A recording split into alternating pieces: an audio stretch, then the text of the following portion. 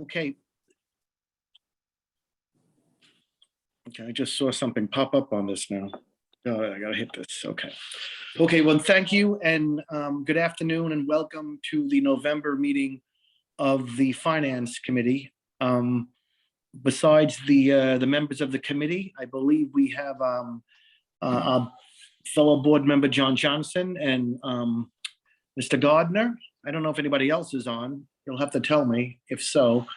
But first, I can read that in the roll. oh, Joan Sullivan. Sorry, Joan, I missed you. No Sorry. problem. First up on the agenda of the adoption of the meeting minutes from the Finance Committee meeting back in October. I think it was October 12th, if my memory is correct. So can I please get a motion to approve those meeting minutes? So moved, Mr. Chairman. Thank you, Mr. Chair. Second? Thank you. Second, Thank you. Janice McKinney. Thank you. All in favor, aye. Aye. Aye. Any opposed? Hearing none, that motion carries.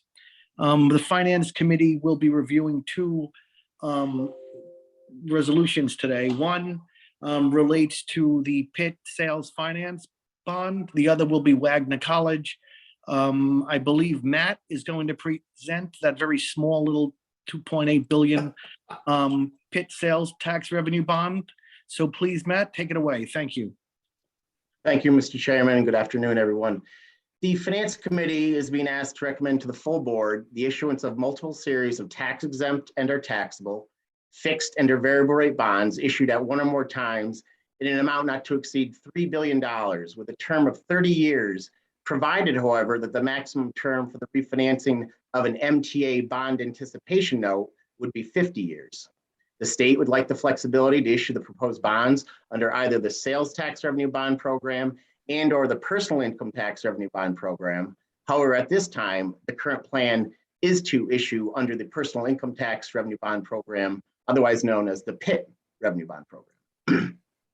This authorization is for new money, refinancing and refunding purposes, and the new money portion is estimated at approximately $1 billion and may include capital projects for the Office of Mental Health, the Office for People with Developmental Disabilities, and the Office of Addiction Services and Supports, capital projects for upstate community colleges, funding for various environmental initiatives, funding for state and municipal facilities grants or SAM grants, funding for economic development projects and or grants, and funding for healthcare grants. And the refinancing component is for the refinancing of an MTA bond anticipation note or BAN.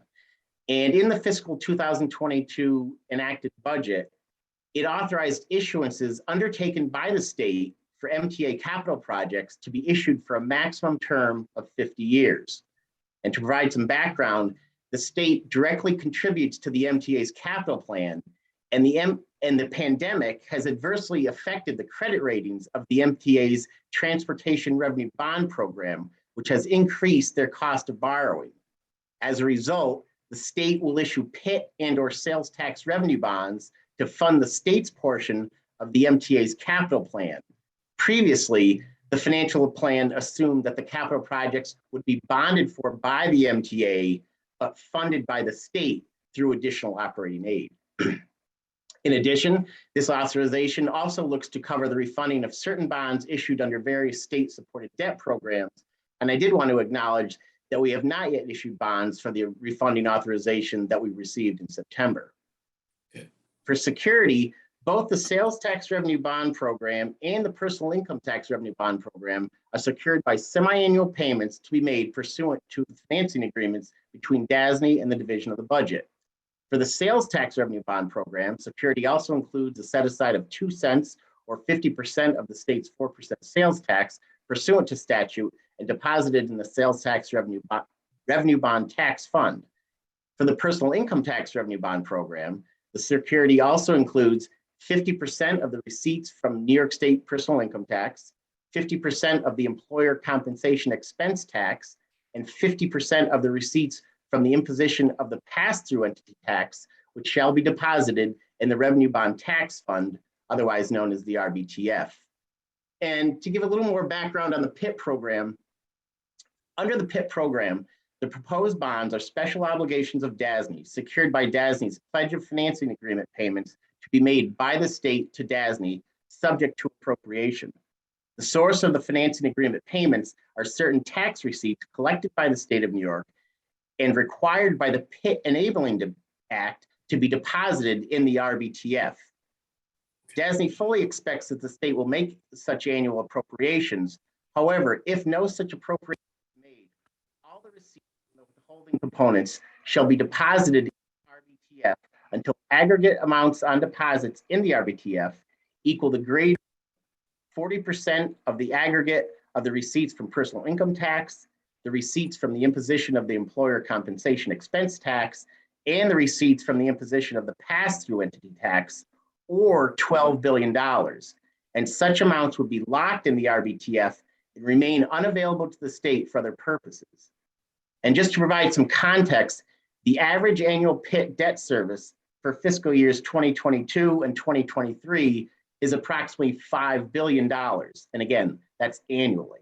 And in conclusion, for the fiscal year ending March 31st, 2022, the debt service coverage on all outstanding state personal income tax bonds is projected to be 6.4 times total debt service, and the debt service coverage on all outstanding sales tax bonds is projected to be 5.6 times total debt service, and the expected ratings of either program are AA2, AA+, and AA+.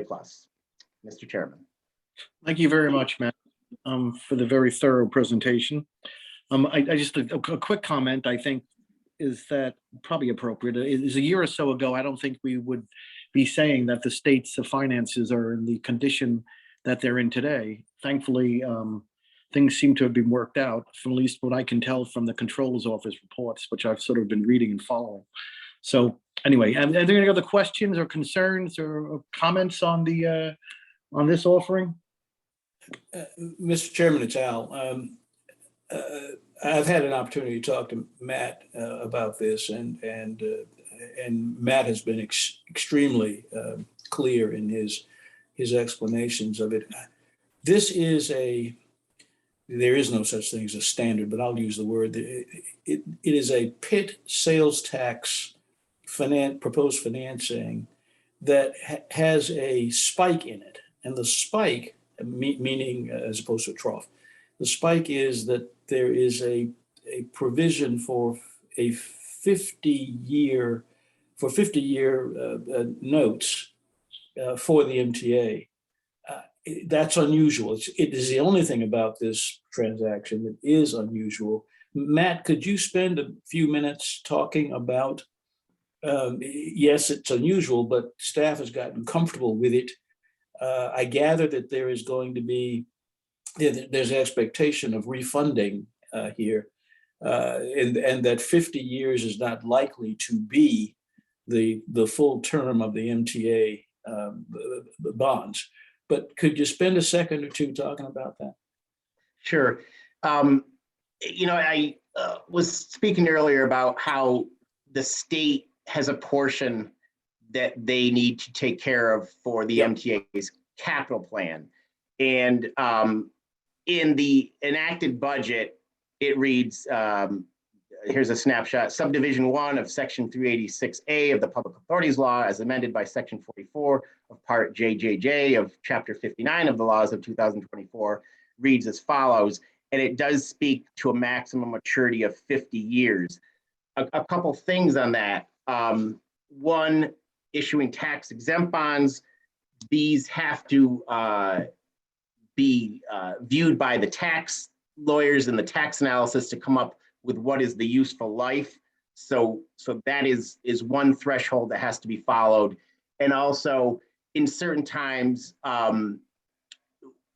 however long the state issues these bonds, again, subject to tax law on the tax exempt side, Sure. if there is a refunding, there could be restructuring. So ultimately the bonds would not mature in 50 years. However, that is the Meaning rule, they would mature sooner than 50 years. Correct. And so again, this is the maximum amount, and we're just following again what's in the fiscal year 2022 enacted budget as part of the parameters of the sale. Okay, all right. I needed to hear it in the record, Matt, just to make sure And thank you, because I know you get it, you understand it, and I think I do now too. And thank you for taking the time to get me clear on it. But I think it's important that that be in the record, and now it is. Thank you, Matt. You're welcome. That's all I had, Mr. Chairman. Thank you, Mr. Chair. Janice, anything on your end? Nope, nothing here. Thank you. Thank you. Thanks. John and Joan, anything? I'm good. Nothing for me. Okay. Mr. Romsky, I just want to just acknowledge Sure. that Ken Evans has joined the meeting. Okay. Hi, Ken. Thank you. If you have any questions for us, Ken, feel free. No questions at this time. But thank you. And thank you, Matt, again for your presentation. And I guess actually, I'm not sure how it comes into play, but certainly I'm assuming it has some role. You know, the recently passed federal infrastructure bills hopefully get signed today or tomorrow. I'm sure will be somewhat helpful to the MTA. So anyway, hearing no other. We certainly hope so, Mr. Chairman. Right. We certainly hope so. Hearing no further comments, can I get a motion to recommend approval at tomorrow's full board? This is a single approval, by the way. I should have mentioned that earlier. So moved. Second. Thank you. Thank you very much. Any opposed? Hearing none. That motion carries. Thank you very much. Next up is the Wagner College presentation. I think it's about 106 or 108 million. I think David. David's going to do that. Thanks, David. Take it away. Thank you, Mr. Chairman. Good afternoon, everyone. The Finance Committee is being asked to recommend to the full board one or more series of tax exempt and or taxable fixed and or variable rate bonds in an amount not to exceed 110 million with maturities not to exceed 35 years on behalf of Wagner College. Wagner is a private liberal arts college located on Staten Island, offering undergraduate and graduate degrees to approximately 2,000 students in areas such as business, nursing, and education. This will be the first new issuance of bonds by Wagner College through DASNY since 2009. Proceeds from the proposed issuance will be used for both new money and refunding purposes. Approximately 60 million in proceeds will be used to finance the costs associated with various renovation and deferred maintenance projects located throughout the Wagner campus. The remaining proceeds will be used to refinance outstanding debt, including the college's Series 1998 and Series 2009 bonds issued by DASNY, the Series 2012 bonds issued by Build NYC Resource Corporation, and a bank term loan. As I'll describe in more detail, the financing of new money projects will address much needed deferred maintenance projects, while the refunding component will assist the college in restructuring its outstanding debt to achieve level debt service and more favorable security while also providing interest rate savings. The outstanding obligations of the college have been assigned a rating of BBB- with a stable outlook from Fitch. With this investment grade rating, Wagner meets the requirements under DASNY's financing guidelines for the bonds to be issued as a general unsecured obligation of the college with no security interest in any revenues or assets of the college. The loan agreement may include additional security as determined by existing market conditions for similar credits rated in the BBB category. Wagner has reported positive operating results in 4 out of the last 5 years, averaging 2.2 million annually during that time. The college has been able to maintain positive margins despite a decline in full-time equivalent enrollment, which has decreased by 14% over the last 5 years. Between fall 2019 and fall 2020, FTE enrollment declined by 5.2%, mainly due to the impact of the COVID-19 pandemic. Following a hybrid of in-person and remote instruction during the fall of 2020 and spring 2021 semesters, the college has returned to full in-person instruction for fall of 2021 with enhanced health and safety protocols. Wagner's balance sheet reflects growth in financial resources. The college's unrestricted net assets have increased by 13.6 million or 68% since fiscal year 2016, which is primarily due to operating surpluses and net investment appreciation. While financial assets have grown in recent years, Wagner's property, plant, and equipment has declined. The low level of investment in the college facilities over the last 5 years is evidenced by an average capital spending ratio of 0.3 times, which is well below the DASNY median of 0.8 times. The college has substantial capital needs in the near term, much of which will be addressed with the new money proceeds from this proposed issuance. The refunding portion of the transaction will allow the college to restructure its outstanding obligations to achieve overall level debt service. In addition, more favorable security requirements are expected through the proposed refunding if market conditions allow. So for example, while pledge of revenues is likely, a mortgage and a debt service reserve fund may not be required by investors. The proposed refunding will also provide savings. Assuming current market conditions, a total net present value savings in the range of 1.5 million or 3.8% of the refunded bonds is expected. So in summary, the proposed financing will assist the college in addressing its capital needs through the financing of deferred maintenance and renovation projects, while also restructuring its existing debt to achieve level debt service and cash flow savings. In addition, by coming back through DASNY, Wagner will benefit from DASNY's market-based financing guidelines by refunding its outstanding debt to provide more favorable security requirements that will ultimately benefit the college. Mr. Chairman. Thank you very much. Any questions, concerns? Well, I'll defer to Janice first if Janice has any. No questions at this time. Okay. Janice? And Oh. a couple of comments. The first and most important is that Wagner financed away from us several years ago. And I think, David, you might tell us a bit about Wagner's decision to come back to DASNY, something about which we can all be very proud. We've done some things that obviously attracted them. Might you tell us a little bit about that? Sure. The last time Wagner came to the market for new financing was in 2012. At that time, they did opt to go with Build NYC. And in talking with their financial advisor, much of that was due to the security requirements that DASNY had in place at that time, which were Sure. a debt service reserve fund, a mortgage, in addition to a pledge of revenues. Their decision to go with Build NYC was because of those guidelines that we had in place at the time. So, through One DASNY and through the move to a more market-based security guidelines, that's really what drove their decision to come back through DASNY. Well, that's terrific news, David. Congratulations on making clear to Wagner College that that we had returned to the high level of resources that they might need to finance, to issue bonds on their behalf. Second, it's clear that Wagner's deferred maintenance